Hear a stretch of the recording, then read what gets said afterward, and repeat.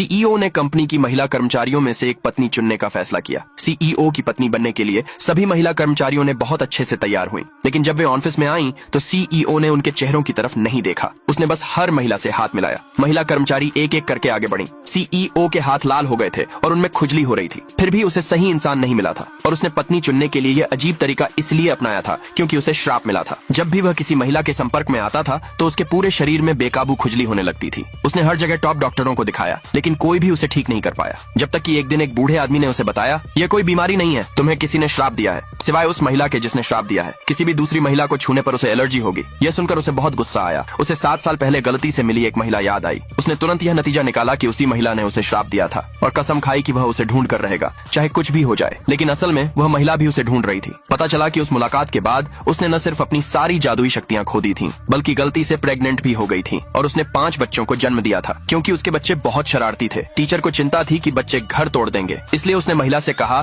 कि वह 5 बच्चों को लेकर उनके पिता को ढूंढे। टीचर ने उसे फ्यूनरल कंसल्टेंट की नौकरी ढूंढने में भी मदद की। हालांकि उस महिला का पहला क्लाइंट वही सीईओ था जिसके साथ उसने एक रात बिताई थी। 7 साल से दोनों एक दूसरे से नहीं मिले थे। दोनों में से किसी ने भी एक दूसरे को नहीं पहचाना। सीईओ ने उससे कहा कि वह उस महिला को ढूंढे जिसने उसे श्राप दिया था। इसलिए उसने अपने जादुई औजार का इस्तेमाल करके आसपास के इलाके को स्कैन किया और फिर उसे बताया कि वह महिला उसकी कंपनी में है। सीईओ ने तुरंत अपने असिस्टेंट से सभी महिला कर्मचारियों को इकट्ठा करने के लिए कहा, लेकिन उस महिला को यह एहसास नहीं हुआ कि वह उसी को ढूंढ रहा है। उसी समय घर पर 5 बच्चे भी अपने पिता को ढूंढने के लिए अपनी जादू का इस्तेमाल कर रहे थे। बच्चों में से एक को अपने पिता के बारे में जानकारी मिली। सबसे छोटे बच्चे ने सीधे जादू का इस्तेमाल करके सीईओ के ऑफिस में टेलीपोर्ट किया। उसने सीईओ को गले लगाया और चिल्लाई, डैडी। सीईओ हैरान रह गया। उसी समय असिस्टेंट ने उसे बताया कि छोटी लड़की कुछ उसके जैसी दिखती है। इसलिए सीईओ ने असिस्टेंट से उस पते की जांच करने को कहा जहां वह छोटी लड़की रहती थी। जब वह उस औरत के घर पहुंचा तो किसी ने दरवाजा नहीं खोला। उस समय उस औरत के मकान मालिक ने उसे किराए का कॉन्ट्रैक्ट दिया। तभी उसे एहसास हुआ कि जिस फुनू कंसल्टेंट को वह ढूंढ रहा था वह 7 साल पहले वाली औरत ही थी। अगले भाग के लिए जल्दी नीचे कमेंट में यस लिखे।